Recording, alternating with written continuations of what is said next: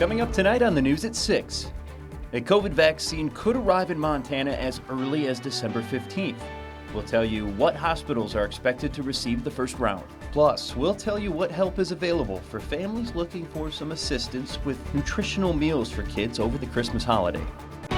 From Montana's news leader, this is MTN News at 6. Well, good evening, everyone, and welcome to the News at 6. I'm Andy Curtis, and thanks for joining us tonight. Governor Steve Bullock released the list of the 10 Montana hospitals who are expected to receive the first round of the Pfizer COVID-19 vaccine. According to the governor's office, the vaccine could arrive as early as December 15th. St. Peter's Health in Helena, Benefice Health Systems in Great Falls, and the Great Falls Clinic are among the hospitals receiving the vaccine. 9,750 doses of Pfizer vaccine have been allocated to the state. It will be shipped directly to facilities with cold storage access. The first doses will be provided to healthcare workers. The amount each hospital will receive is based on a survey by the Department of Public Health and Human Services on the estimated number of healthcare workers. The planning that goes into that will be a work in progress, and a second round of doses will be provided to the state in another shipment prior to the second dose schedule, which is 21 days after the first. Now, the second shipment is expected to contain both Moderna and Pfizer vaccine. Those doses will focus on nursing facilities and rural hospitals. Federal organizations like the Indian Health Services and the VA will be part of a separate allocation of vaccines. And a composite of state and locally reported data shows that Montana's COVID-19 case total is just over 69,000. Right now, over 16,000 of those are active cases, and 782 Montanans have died as a result of complications with the virus. Now, MTN is using a combination of sources to deliver the most accurate count on cases each day. Local county health departments may be alerted to cases before Montana DPHHS, so using that local data means there will be times when our coronavirus numbers do not align with the state reports. And Montana lawmakers met today to begin looking at options for how next year's legislative session will be run. MTN's Jonathan Ambarian reports on what their decision could mean for the legislature and for Helena.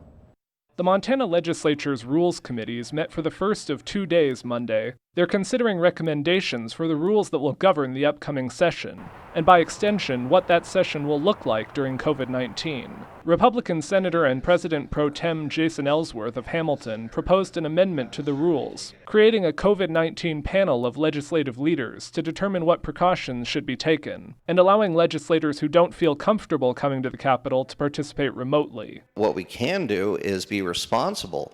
And that's what this rule does, is allow us to take responsibility, enact different things that are necessary at the time. Certainly what's happening today with COVID will, in my opinion, look differently in 3 weeks from now. But Democrats offered their own amendments, suggesting things like requiring masks. They called for more proactive steps to reduce the chance of the virus spreading at the Capitol. When can the people of Montana, our small business owners, our frontline workers, the people who are out there depending on having their voice heard at the legislature, going to know the firm rules of how this Capitol is going to be safe for them to participate in? Whatever the legislature decides, it will have a big impact on the Helena community. Last month, the Lewis and Clark County Board of Health sent a letter to lawmakers urging them to hold the session remotely or allow most people to participate virtually to limit the chance of virus transmission in the area. Local county and city commissioners and the mayors of Helena and East Helena have echoed those concerns. Every session, the flu just runs rampant. But now we're not talking about the flu, we're talking about COVID, which is a whole nother ball of wax. But this is not the time for us to have the legislature come in person. But not having legislators come to Helena could mean a major impact on local businesses. Kathy Burwell, president of the Helena Area Chamber of Commerce, brought masks and hand sanitizer to the committee meeting and urged legislators to use safety precautions so the session can go forward. Being safe and respecting others who may have medical issues will ensure that the session can be held safely and without interruption, and that the virus doesn't spread amongst you, your colleagues, and staff, and even our community. The Joint Rules Committee will not take any action on the proposed amendments until next week. In Helena, Jonathan Ambarian, MTN News. And now with a look at our weather, Chief Meteorologist Curtis Grevenitz. Well, it's amazing what a little cloud cover can do out there. After days and days of rays of sunshine and hardly any clouds, we had some clouds move in and got a nice few emails from some people that are snapping some pictures out there. Beautiful sunset once again here for parts of western Montana. Well, the ridge of high pressure that gave us just this real quiet weather. I mean, you know how it's been. Sunny skies, above average temperatures for the most parts, and no storms, no snow. Well, that ridge of high pressure is breaking down and the jet stream is changing course here. You can see the high moving down towards the south, and look at this plume of moisture just off the coast. We saw some of that cloud cover move in today, and there will be a little more in the way of cloud cover tomorrow. But nice knowing you, sunshine. It sure has been swell here recently. Beautiful weekend last weekend. 'Tis the season for a little flurries. A little in the way of some flurry activity here, but maybe just some to add to the mood. It's the time of the year where we should be looking at some snow with Christmas right around the corner. And it's been a docile December so far, and that's about to change. Stormy active weather is back in the forecast. That's coming up. Well, the pandemic has created some extra challenges for families looking to make ends meet. And that means many kids may increasingly be relying on school breakfast and lunch programs to get a regular meal. And concerns when schools are out of session for extended periods of time over the holidays are creeping up. But as MTN's John Riley tells us, just because schools are out for 2 weeks this month doesn't mean your kid who needs to get a balanced regular meal won't be able to. The Helena School District has been serving free meals to children in the community since March. Through USDA reimbursement during the pandemic, the school district is able to continue that for 2 full weeks of food for any child, whether they're enrolled with Helena Schools or not. It could be any child from the age of 1 to 18. You do not have to be registered at the school district. You do not have to be free to paid. You just simply have to have a child. Parents need to sign up on the Helena School District website to pre-order their meals. Worthy says they're not going to turn anyone away, but 7 breakfasts and 7 lunches for each kid adds up, and they want to make sure they don't run out. The Helena School District has now served almost 300,000 meals to children at home since starting this outreach program. And it's not sandwiches and cereal every day. Like last week, we did turkey gravy mashed potatoes in like a little aluminum container like you get at the store. We've done all the way from fish to burgers, to meats, to salads, nachos, anything we can figure out how to get to the families and keep it safe too. Every parent knows that feeding a kid can be costly. The Helena School District hopes that every family that's been struggling this year, no matter their economic situation, takes advantage of the program. Reporting in Helena, John Riley, MTN News. So here's the rebound rundown. Remember, these meals are available for free to anyone age 1 to 18, and they don't have to be enrolled in Helena Schools either. Meals can be picked up on December 23rd and December 30th, and again, no child will be turned away, but parents are encouraged to pre-order food as soon as possible to help the school prepare. Parents can sign their child up for meals online at the Helena School District's website, and we'll post that link in this story up on our website, ktvh.com. Governor-elect Greg Gianforte had his first sit-down interview with MTN News since winning the November election. He will be Montana's first Republican governor in 16 years. In a wide-ranging discussion, Gianforte talked about everything from getting schools open again to his search for a new cabinet and plans for tackling the ongoing crisis of COVID-19. In the next 4 weeks, Gianforte says he hopes to lay out preliminary recommendations from his appointed task force to get COVID under control here in Montana. I've asked the task force to look at this from every angle, from how are we going to distribute vaccines to how we're going to do testing. What restrictions should be in place for small business? And you can see more from Mike Dennison's interview with Governor-elect Greg Gianforte up on our website, ktvh.com. And still ahead when the news at 6 continues, Montana's connections to the attack on American forces at Pearl Harbor 79 years ago today. From Montana's news leader, you're watching MTN News at 6.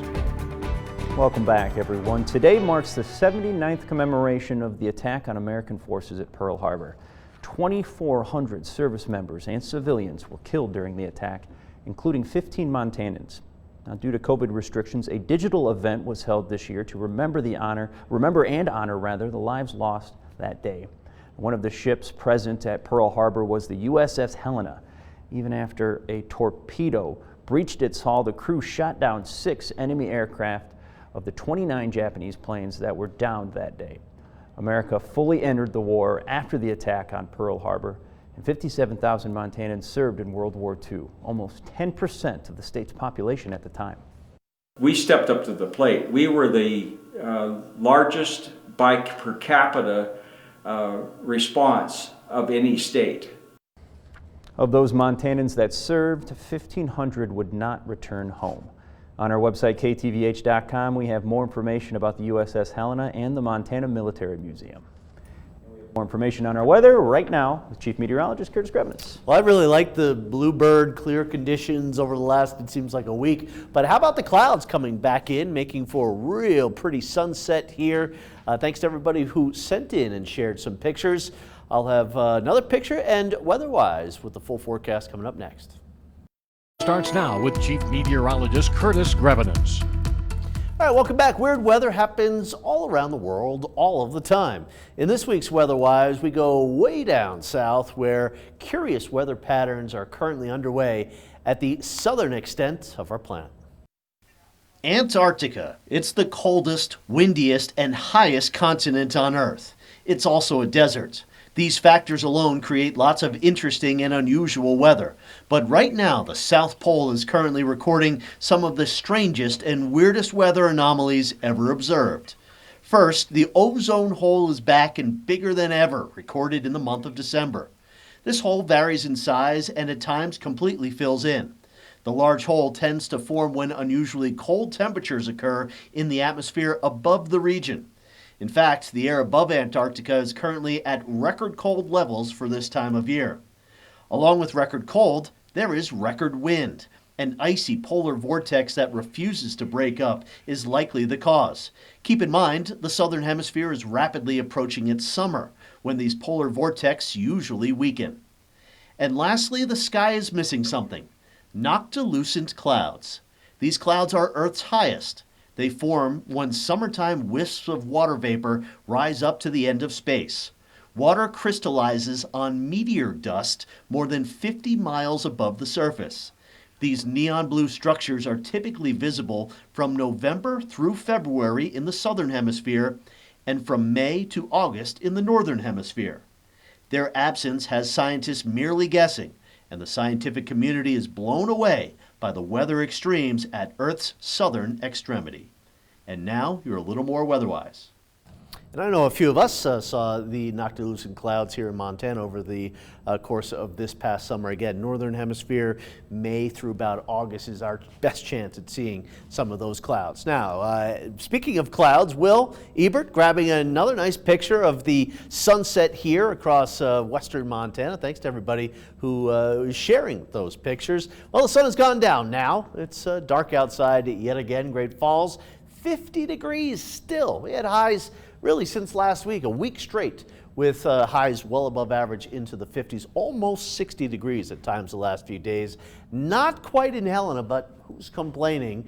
Yeah, we had cooler temperatures, but no wind. And once again, the wind was very, very light out there today, but that's allowing that cooler air to pool in the valley locations of western Montana, Kalispell, Missoula, Butte, and Dillon, all down below the freezing point right now, and way above the freezing point across north central Montana with that downsloping Chinook wind. And there you can see that wind pretty stiff up there around Cup Bank. Sustained winds 30 miles per hour, gusts a little higher, and under a high wind warning for Cup Bank, St. Mary, East Glacier, Browning.